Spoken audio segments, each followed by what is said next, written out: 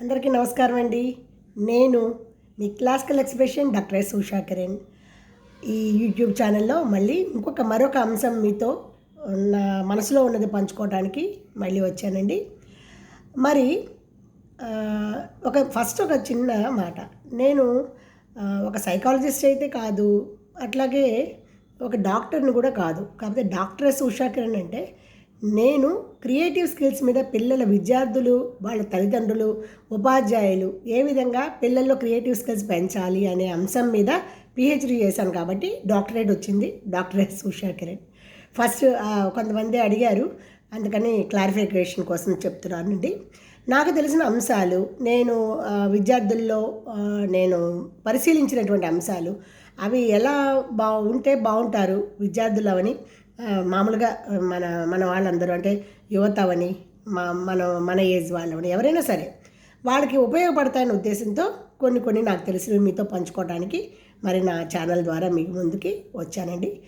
ఇవాళ అసలు మనము నవే డేస్ ఈ రోజుల్లో అతి ముఖ్యమైనది, అతి ప్రమాదకరమైనది ప్రతి ఒక్కరూ ఒత్తిడికి గురవటం. టెన్షన్, ఆ టెన్షన్ అసలు అది కంటిన్యూషన్ ప్రోగ్రెస్. అంటే ఏంటంటే అలా ప్రాపర్గా వస్తూనే ఉంది మనతో.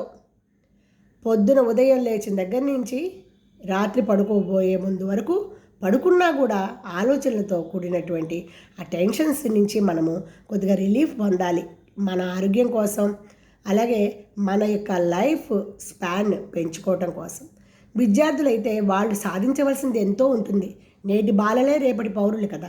మరి వాళ్ళు ఇప్పటి నుంచే అసలు చిన్న పిల్లల దగ్గర నుంచే టెన్షన్ పడిపోతున్నారు. ఏదైనా వర్క్ ఇవ్వగానే అమ్మో మా పిల్లలకి టెన్షన్ వచ్చేస్తుందండి, సబ్జెక్ట్ అంటే భయపడిపోతున్నారు. ఎందుకు? ఎప్పుడూ అట్లా ఉండకూడదు. అసలు ముందు భయము అనేది వదిలేసి ఆ టెన్షన్కి గురి చేసేటువంటి కారకాలు ఏవైతే ఉన్నాయో వాటికి మనము ముందు దూరంగా ఉండటానికి ప్రయత్నం చేయాలి. చేసినా ఒకసారి నెత్తి మీద పడుతూ ఉంటాయి, తప్పదు. మరి దీని మూలంగా ఏముందంటే అధిక ఒత్తిడికి గురైపోయి మనకు లేనిపోయిన జబ్బులు, నిద్ర రాకపోవటం, నిద్ర పట్టకపోవటం, ఆలోచనలతో మనం ఆలోచించి చేయగలిగింది అయితే ఏం లేదు.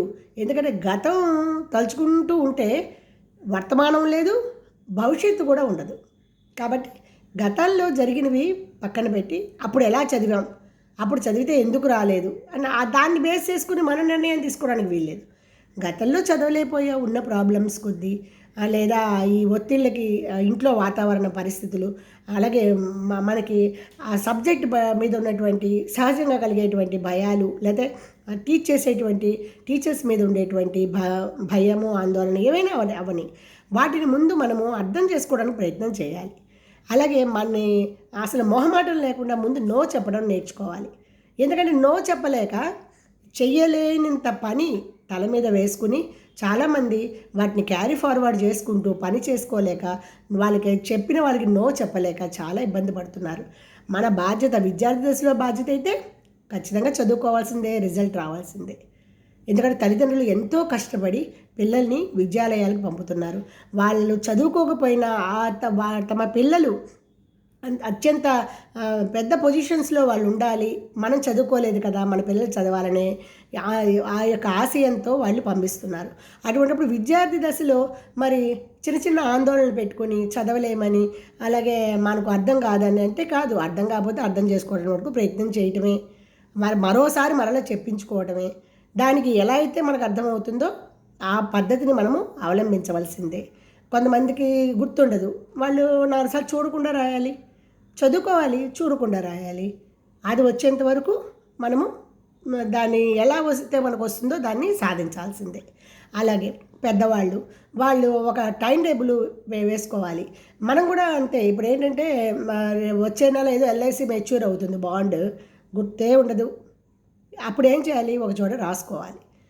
రాసుకుంటూ మధ్యలో తిరిగేస్తూ ఉంటే కరెక్ట్గా మనం ఆ టైంకి చక్కగా మెచ్యూరిటీ అమౌంట్తో మనము ఏదైనా చేయడానికి ఉంటుంది. లేకపోతే అది ల్యాప్స్ అవుతుంది, ఎప్పుడో గుర్తొస్తే అవ్వదు. కాబట్టి ఒక చోట డైలీ ప్రణాళిక అసలు వేసుకోవాలి. అది వరకు మీకు తెలుసా, ఇప్పుడు మనము చిన్న చిన్న లెక్కలు రాసేవారు, అందరూ కూడా డైరీస్లో రాసేవారు. ఇప్పుడు రాయటానికి టైం లేదంటున్నారు. అప్పుడు లెక్క రాస్తే ఏమవుతుందంటే మనకు తెలుస్తుంది మనం ఏం చేస్తున్నాము, ఎలా ఉన్నాము అనేది. ఇప్పుడు ఈ టెన్షన్స్ మూలంగా మనం ఏం చేస్తున్నాం, టెన్షన్ అనేది మనకు ఉంది అని మనమే ముందు కంగారు పడిపోతుంటే, కాబట్టి అది తగ్గించుకోండి.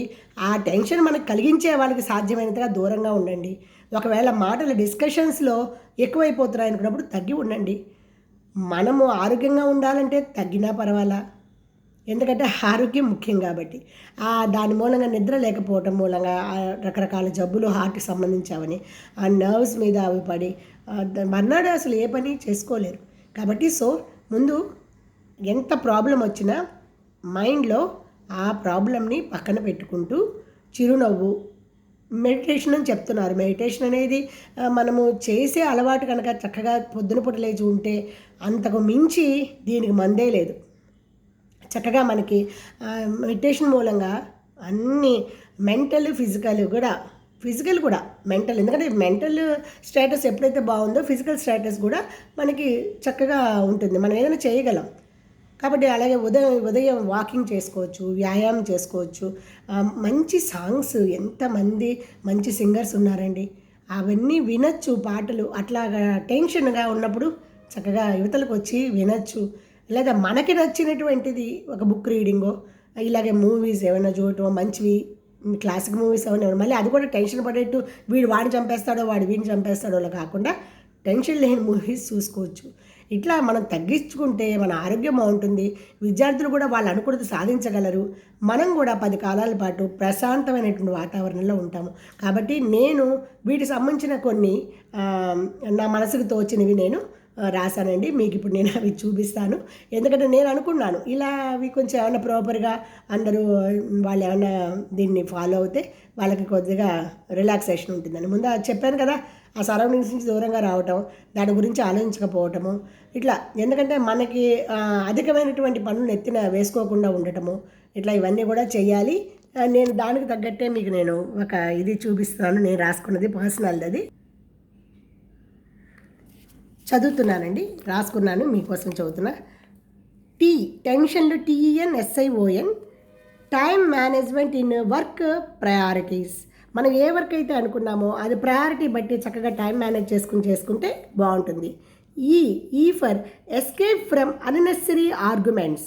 అనవసరమైనటువంటి ఆర్గ్యుమెంట్ల నుంచి దూరంగా వచ్చేయాలి. ఎందుకంటే వాళ్ళకి అర్థం కాదు కదా, మనం చెప్పినా వాళ్ళకి అర్థం కాదు. కాబట్టి ఆ అన్నెసరీ ఆర్గ్యుమెంట్స్ నుంచి మనము దూరంగా వచ్చేయాలి. Next nice and lovely smile in family discussions అప్పుడు ఖచ్చితంగా వస్తాయి కోపాలు. ఎందుకంటే ఈగో ప్రాబ్లం తప్పకుండా ఉంటుంది. కాబట్టి వాళ్ళు చెప్పేది నేను వినేదేంటి, నేను చెప్పేది వాళ్ళు వినేదేంటి అనేది కాకుండా ఆ డిస్కషన్స్ అప్పుడు నవ్వుతూ ఉంటే అవతల వాళ్ళకు కూడా కోపం వచ్చే అవకాశాలు లేవు.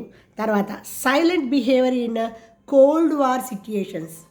అంటే ఇప్పుడు మన గురించి ఎవరో ఏదో మాట్లాడారు, వాళ్ళు అలా ఎందుకు మాట్లాడారు అనేది అదే పట్టు కూర్చుని లోపల స్ట్రెస్ తీసుకుని, స్ట్రైన్ తీసుకుని నిద్ర పట్టక ఇట్లాంటివి ఉంటే చాలా ఆరోగ్యం మీద ముందు దెబ్బ ఉంటుంది బాగా. తర్వాత ఇంట్రెస్టింగ్ వర్క్ డూ పీస్ఫుల్.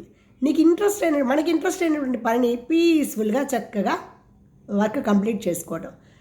ఏదైతే ఇంట్రెస్టో అదే, అవి పాటలు వినటం అవ్వచ్చు, వర్క్ చేసుకోవటం అవ్వచ్చు, లేదా మనకి నచ్చిన పని మనము చేసుకోవటం అవ్వచ్చు, ఏదైనా సరే. లేదా మనకి నచ్చిన వాడితో మాట్లాడవచ్చు ఫోన్స్లో కానీ, చక్కగా వీడియో కాల్స్ అన్నీ వచ్చేసాయి కదండి, టెక్నాలజీ పెరిగిపోయింది ఎలాగో. తర్వాత ఓ for outstanding performance in wife and husband small wars. చిన్న గొడవలు భార్యాభర్తల మధ్య తప్పకుండా ఉంటాయి. ఆ ఇంపాక్ట్ పిల్లల చదువు మీద కూడా పడుతుంది ఖచ్చితంగా. ఎందుకంటే ఇంటికి వెళ్తే చదువుకునే వాతావరణం కొంతమంది పిల్లలకు ఉండదు, తప్పదు. ఎందుకంటే వాళ్ళ ఉద్యోగాలు అనేవి ఎటువంటివైనా సరే చేసి ఇంటికి రాగానే భర్త టెన్షన్ అంతా భార్య మీద పడేస్తారు, ఆ ఒత్తిడి స్ట్రెస్ అంతా భార్య టెన్షన్స్ అంతా పిల్లల మీద పడేస్తారు. ఇద్దరు అలా కోల్డ్ వార్ జరుగుతూ ఉంటున్నప్పుడు ఎలాగా? అందుకని చుట్టూ చూసుకుని పిల్లలకి ముఖ్యంగా డిస్టర్బెన్సెస్ లేకుండా వాళ్ళు కూర్చొని డిస్కషన్ మెథడ్లో పెట్టేసేసుకుంటే, డిస్కషన్స్లో మాట్లాడుకుంటే సగం తీరుతుంది ముందు మనశ్శాంతి. తర్వాత never compromise to say no for critical situations. మనకి ఏదైతే క్రిటికల్గా ఆ సిచ్యుయేషన్ ఉంది అనుకున్నప్పుడు మనకి ఆ దబుక్కున ఆ ఒత్తిడి మన మీద పడిపోతుంది, మనం తప్పకుండా మనం చేయలేని భారాన్ని కూడా మనం మోయగలుగుతున్నాం అనుకున్నప్పుడు ఖచ్చితంగా నో చెప్పాలి. నా వల్ల కాదు, నేను చేయలేను, అంచెనిష్ఠూరం కంటే ఆదినిష్ఠూరం మేలని టక్కున అది చెప్పేస్తే మనం ముందు పీస్ఫుల్గా ఉంటాం. ఎందుకంటే ఆ బాధ్యత తీసుకుంటే కదా, అన్ని బాధ్యతలు మనం తీసుకుంటే కదా టెన్షన్ పడేది. కాబట్టి ఆ బాధ్యతల్ని డివైడ్ చేయాలి. ఈ పని మీరు చేయండి, ఈ పని మీరు చేయండి. పిల్లలకైనా, భార్య అయితే భార్యకి, భర్త అయితే భార్యకి, ఇంకా ఇంట్లో కుటుంబ సభ్యులకి అందరికీ షేర్ చేస్తే అందరూ చక్కగా వాటిని ఆ టెన్షన్స్ ఏం లేకుండా వాటిని మంచిగా దాన్ని సద్వినియోగపరుచుకుంటారు. అంటే ఆ అవకాశాన్ని సద్వినియోగపరుచుకుంటారు. ఇల్లు కూడా ప్రశాంతంగా ఉంటుంది. సో మై డియర్ ఫ్రెండ్స్, నా ఉద్దేశం ఏంటంటే మనము టెన్షన్ అనిపించినప్పుడు చక్కటి చిరునవ్వు, హాయిగా పాటలు లేదా మనకి నచ్చినటువంటి పనులు ఏమన్నా చేసుకుంటూ, అక్కడ భయంకరమైన వాతావరణం ఉంటే ఎక్కువ పెంచకుండా దూరంగా వచ్చేసేయటం. రాత్రి అసలు ఆలోచించద్దు, హ్యాపీగా మంచిగా మెడిటేషన్ చేసుకున్నా పడుకోండి, ఉదయం లేచన్నా చేయండి, ఏదైనా సరే. ఇవన్నీ కూడా మనము వ్యాయామం, వాకింగ్, దూరంగా ఆ పరిసరాల నుంచి వెళ్ళిపోతే చాలా చక్కగా ఉంటుందండి. అసలు ముందు మన లక్ష్యాలు నెరవేరుతాయి. ఈ టెన్షన్ మూలంగా పిల్లలు చదువుకోలేరు. కొంతమంది అమ్మో చదవలేమేమో, మనం చదివి రాదేమో అనే టెన్షన్ పిల్లలకి చాలా ఉంటుంది. దాన్ని మన తల్లిదండ్రులుగా, మీరు ఉపాధ్యాయులుగా, మాలాంటి వాళ్ళందరం కూడా వాళ్ళకి నచ్చచెప్పి అలా కష్టపడక్కల్లా ఇట్లా చేస్తే బాగుంటుంది, నీకు వచ్చినా కూడా నువ్వు మర్చిపోయే అవకాశం ఉంది, కాబట్టి ఇలా టెన్షన్ పడద్దు అనేది మనం చెప్పడానికి ఉంటుంది. So my dear friends, thanks నేను చెప్పేటువంటి అంశాలు వాచ్ చేసినందుకు మరోసారి ధన్యవాదాలు తెలుపుకుంటూ మరిన్ని చక్కటి అంశాలతో మీ ముందుకు నెక్స్ట్ మళ్ళీ ఇంకో సెషన్లో కలుస్తాను. అంతవరకు please subscribe my channel, like, share and comment. Thank you.